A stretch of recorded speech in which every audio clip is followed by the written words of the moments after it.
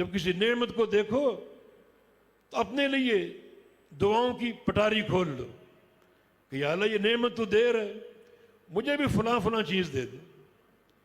کسی بندے کی نعمت دیکھو، صحت دیکھو، اس کا کاروبار دیکھو، اس کا مال دیکھو، اس کی گاڑی دیکھو، تو حسد اور کڑن کی بجائے اللہ تعالیٰ سے دعا کرو۔ کسی کی نعمت کو دیکھ کر دعا کرنا یہ قبولیت دعا کی بنیاد ہے۔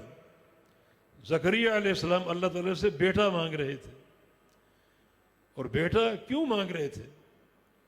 اس لیے نہیں کہ میری انسیت اور ایک محبت کی ایک مجھے پھول مل جائے، ایک تحفہ مل جائے، بلکہ یارثنی ویرث من آل یعقوب، یا اللہ بیٹا دے دے جو میرے مشن کا وارث بن جائے، میرے بعد اس توحید کا مبلغ بن جائے، اس توحید کا داعی بن جائے۔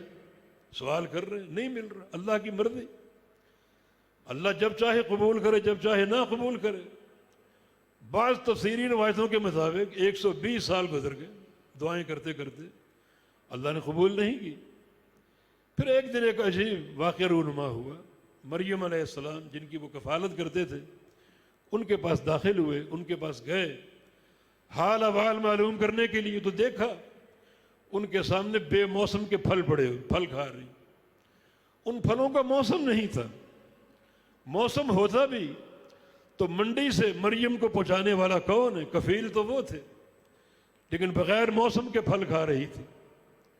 کلما دخل علیہا زکریا المحراب وجد عندها رزقا، اس کے پاس پھل دیکھے، رزق دیکھا، پوچھا کہ مریم انا لکی ھذا، یہ پھل کہاں سے آ گئے؟ مریم علیہ السلام نے حسن عقیدہ کا معاملہ پیش کیا کہ ہوا من عند اللہ، اللہ کی طرف سے، یہ اللہ کی دین ہے، اللہ کی عطا ہے۔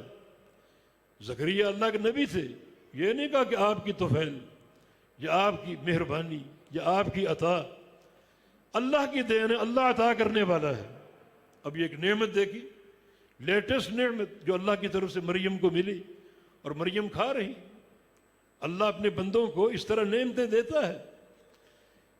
ایک تصورات سے بڑھ کر خبیب رضی اللہ عنہ اہل مکہ کی جیل میں تھے، ان کو کوٹڑی میں بند کر دیا گیا۔ انہوں نے بدر میں ایک مشرک کو قتل کیا تھا، مشرک کے بیٹوں نے اس کو خرید لیا تاکہ اپنے باپ کا انتقام لیں۔ گھر کی کوٹڑی میں بند کر دیا، کمرے کو تالا لگا دیا، باہر گھر بھی مکفل ہے اور چاروں طرف مسلح پہرے دار اور چوکیدار موجود ہیں، نہ کوئی جا سکتا نہ کوئی آ سکتا۔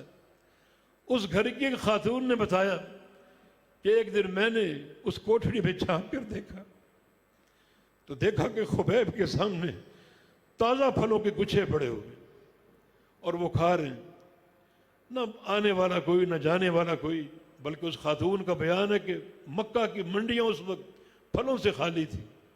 یہ پھل کہاں سے آ گئے؟ باہر پہرا ہے، چوکیدار ہیں، نہ یہ جا سکتے ہیں نہ کوئی آ سکتا ہے۔ حقیقت یہ ہے کہ اس کوٹھڑی میں اللہ تعالیٰ کے ساتھ کیا تعلق بنا رکھا تھا، کیا صلح کر رکھی تھی،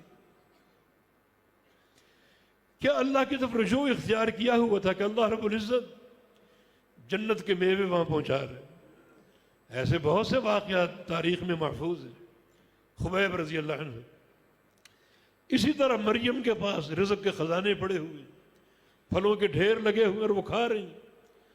زکریا علیہ السلام جو بیٹا مانگ رہے تھے، 120 سال گزر گئے اور دعا قبول نہیں ہو رہی۔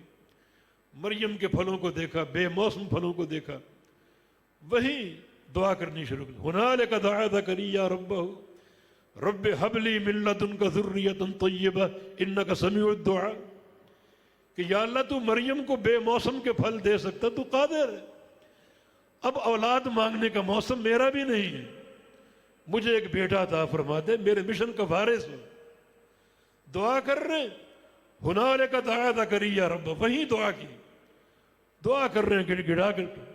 پھر فنادتہ الملائکہ وہو قائم یصلی فی المحراب، وہ دعا مانگ رہے اور فرشتوں نے پکارا، ان اللہ یبشرک بیحییٰ، زکریا اللہ نے تمہیں یحییٰ کی بشارت دے دی، ایک عظیم بیٹے کی بشارت دے دی۔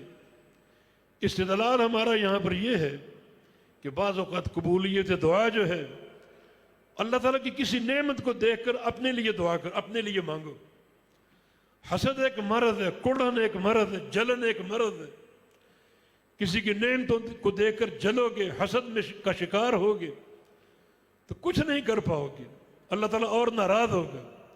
حسد نیکیاں کھا جاتا ہے، اس کی بجائے اللہ تعالیٰ سے فوراً دعا کر ڈالو کہ یا اللہ تو نے فلاں کو یہ نعمت دی، مجھے بھی عطا فرما دے۔